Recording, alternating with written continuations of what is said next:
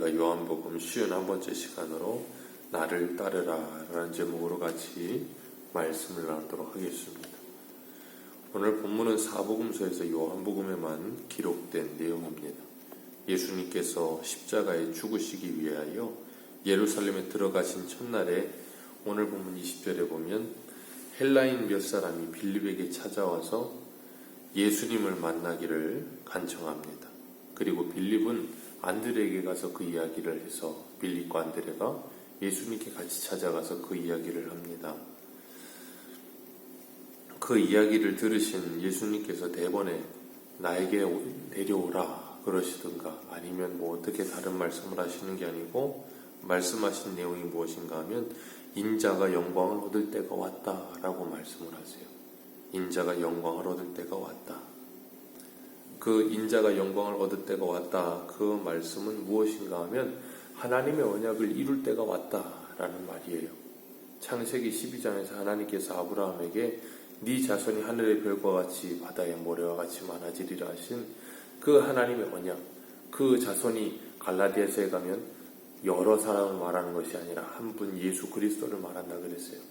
그 예수 그리스도로 말미암아 하나님의 백성들이 하늘의 모래와 같이 하늘의 별같이 바다의 모래같이 많아지게 되는 그런 놀라운 하나님의 계획과 하나님의 뜻이 이루어지는 것, 그때가 왔다는 거예요.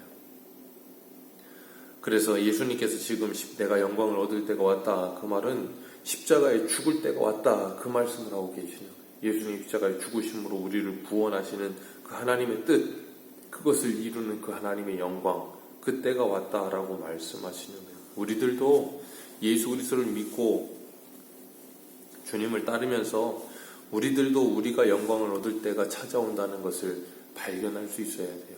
예수님께서 말씀하시는 것처럼 사람들이 예수님을 찾습니다. 이방인들도 예수님을 찾습니다. 아, 그래 내가 이제는 더 멀리 뻗어나가야 될 때가 됐구나가 아니고 내가 이제 십자가를 져야 될 때가 됐구나. 내 아버지의 뜻을 이룰 때가 됐구나. 우리들도 우리에게 믿음 생활을 하면서 때로는 어려움이 찾아올 때, 힘든 일이 찾아올 때도 있고 참 내가 십자가를 져야 될 때가 찾아올 때도 옵니다. 그때 우리가 기억할 건 고생문이 열렸구나 라고 생각하기보단 하나님의 영광을 얻을 때가 왔구나, 하나님이 영광 받으실 때가 왔고 내가 그 영광을 받을 때가 왔구나 라는 생각을 할 수 있으면 참 복된 것입니다. 로마서 10장 12절에서 13절에 보면 이런 말씀을 하세요. 유대인이나 헬라인이나 차별이 없습니다. 한 분이신 주께서 모든 사람의 주가 되사 그를 부르는 모든 사람에게 부유하시도다. 누구든지 주의 이름을 부르는 자는 구원을 얻으리라. 아멘. 부유하신 그분이 누구에게도 차별이 없이 주의 이름을 부르는 자는 구원하시리라 라고 말씀하세요. 로마서 8장에서는 고린도후서 8장 9절에서는 그런 말씀하시죠. 부유하신 그분이 우리를 위해 가난하여 지심은 우리를 부유하게 하려 하십니다. 예수님은 부유하신 분이에요. 그 부유하신 예수님께서 우리를 위해 십자가를 지심으로 가난하여 지시고 그 부유를 우리에게 주셨다 그랬어요. 오늘 24절에 하늘의 미랄이 땅에 떨어져 주지 아니하면 그대로 있고 죽으면 많은 열매를 맺는다 라는 말씀이 바로 그 말씀이에요. 부유하신 그분이 땅에 떨어져 십자가를 지심으로 그 십자가의 죽으심으로 말미암아 많은 열매를 맺어 우리를 부유하게 하셨다. 그래서 그 십자가 예수님께서 미랄이 되어 땅에 떨어져 죽으심으로 열매 맺은 그 열매가 바로 저와 여러분들이에요. 그리고 우리가 그 열매가 되어 이제는 우리들도 그 열매가 되어 하늘의 밀이 되어 땅에 떨어지는 일을 감당해야 되는 사람들이 된 겁니다. 내가 십자가를 질 때, 나 한 사람이 헌신할 때, 그리고 내가 한 사람이 조금 희생할 때 가정이 화목해지고 교회가 화목해지며 이 나라가 화목해지는 역사가 일어나게 될 것입니다. 그 이유는 하나 되는 데는 그리고 사랑에는 희생이 반드시 따르기 때문에 그래요. 희생이 없는 사랑은 어떤 것도 이루어지지 않아요. 어느 누구도 희생하지 않으려면 사랑은 유지되지 않아요. 그러나 많은 사람들은 그런 희생을, 그런 수고를 좋아하지 않죠. 그러나 부모들이 자녀들을 위해 희생한 그 희생은 자녀들에게 가장 좋은 하나님의 사랑을 가르치는 교보제가 되기도 합니다. 그래서 자녀들이 나중에 크고 나면 부모의 마음을 헤아릴 때가 되면 부모님의 사랑은 참 받아왔구나 하는 걸 깨닫죠. 그러기 전까지는 부모님은 생선 머리만 좋아하는 줄 알아요. 그렇기 때문에 우리가 그 하나님의 사랑을 배운다는 것, 우리의 일상 속에 하나님께서 수많은 관계들을 통해 배우게 하세요. 바울은 골로새서 1장 24절에 나는 이제 너희를 위하여 받는 괴로움을 기뻐하고 그리스도의 남은 고난을 그의 몸된 교회를 위해 내 육체에 채우노라 그랬습니다. 사도 바울은 교회 사역을 하면서 교회를 위해서 받는 그 괴로움을 그리스도의 남은 고난이다 라고 말을 하고 그 고난을 내 육체에 채운다라고 이야기를 해요. 그것이 하나님의 영광이 된다. 하나님의 영광을 얻을 때가 되었구나 라고 생각하는 거예요. 그렇기 때문에 우리가 이 땅을 살아가면서 그 고난이 곧 예수 그리스도를 위한 그 고난이 곧 영광이 됨을 기억할 수 있어야 돼요.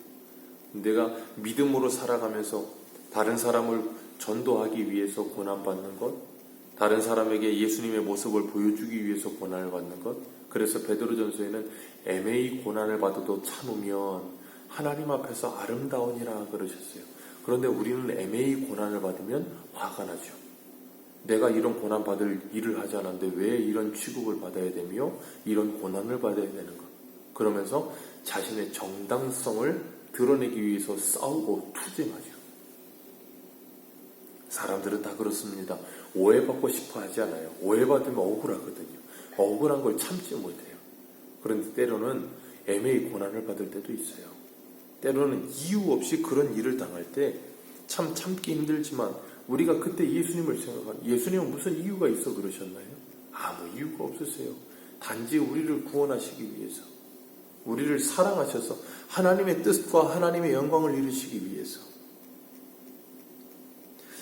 오늘날 우리들이 좀 그런 애매히 고난을 받을 때 좀 고난을 이렇게 소화할 수 있는 능력이 있다면 조금은 더 아름답고 평화로운 가정과 교회와 나라가 되지 않을까 싶은 생각을 합니다.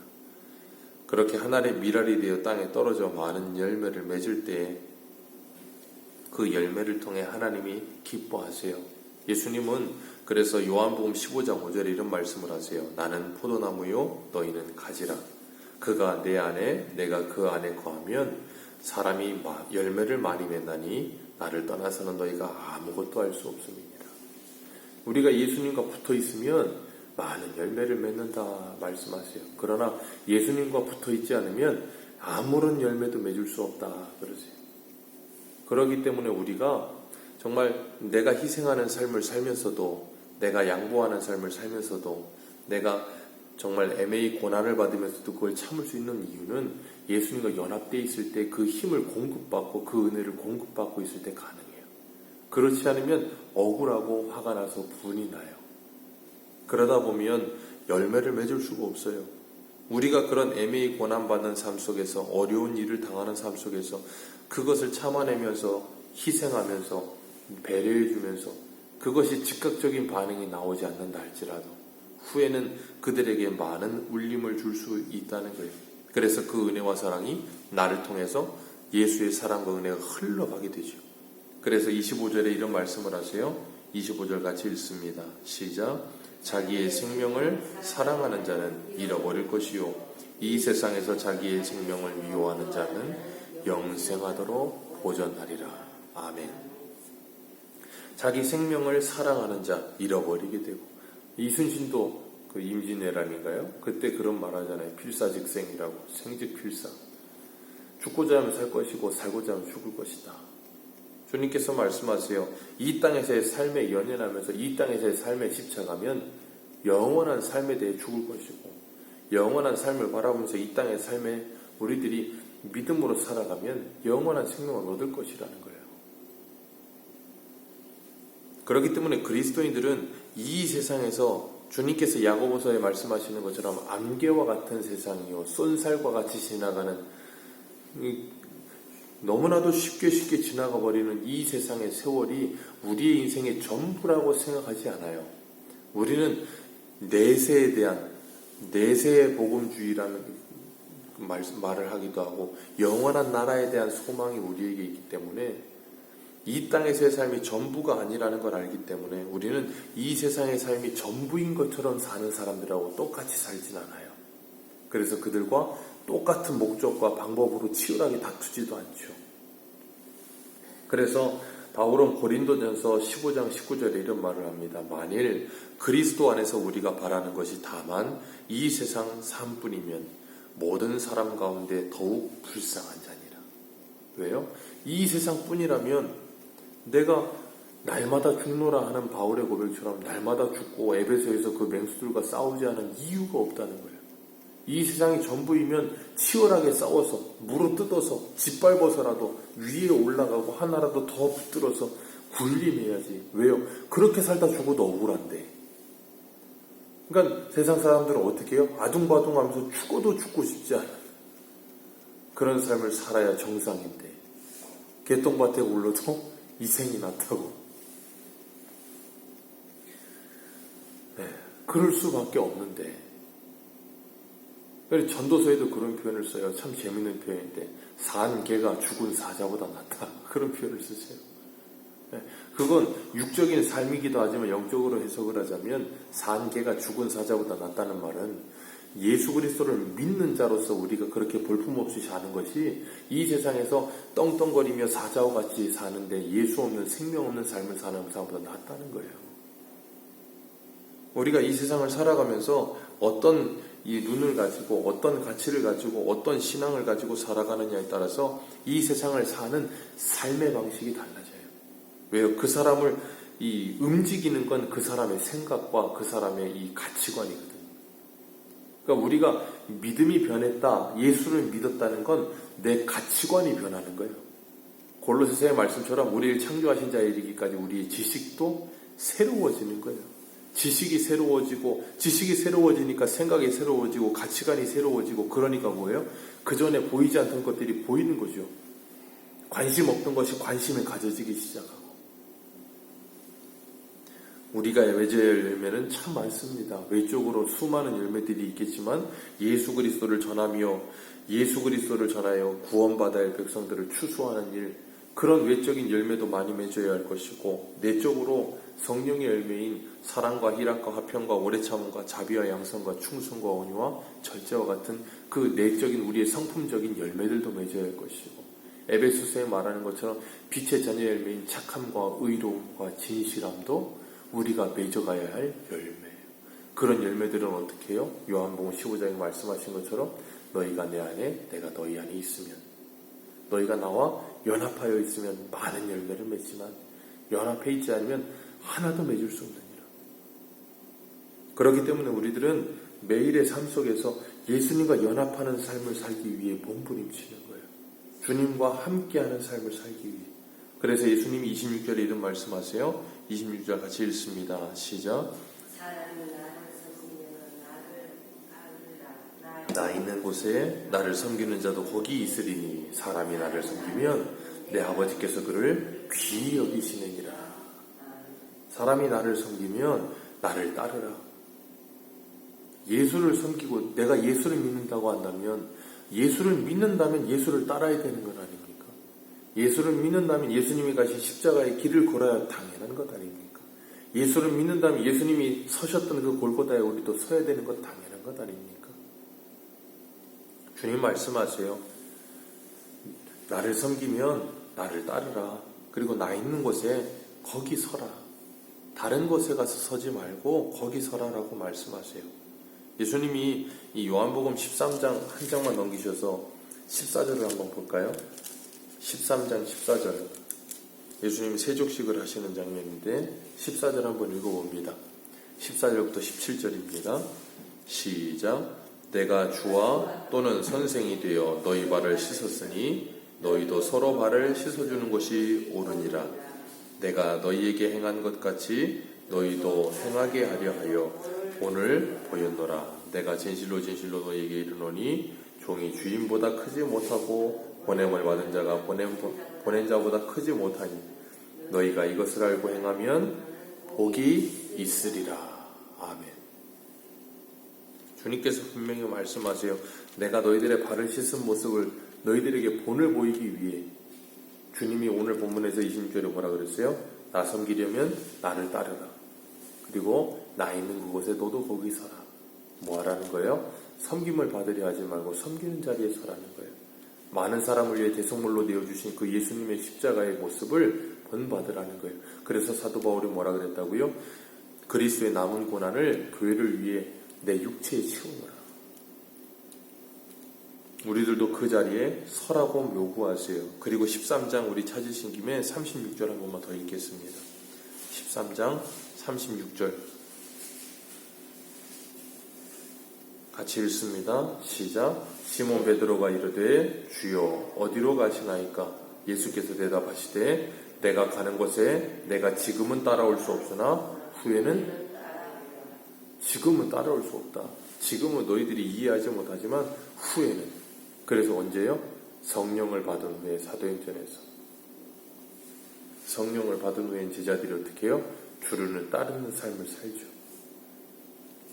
예수님이 가셨던 곳에 제자들도 서고 예수님이 가시는 십자가의 길을 제자들도 따라갑니다. 주님은 오늘도 우리에게 말씀하세요. 누구든지 나를 따라오려거든 자기를 부인하고 자기 십자가를 지고 나를 따를 것이니라.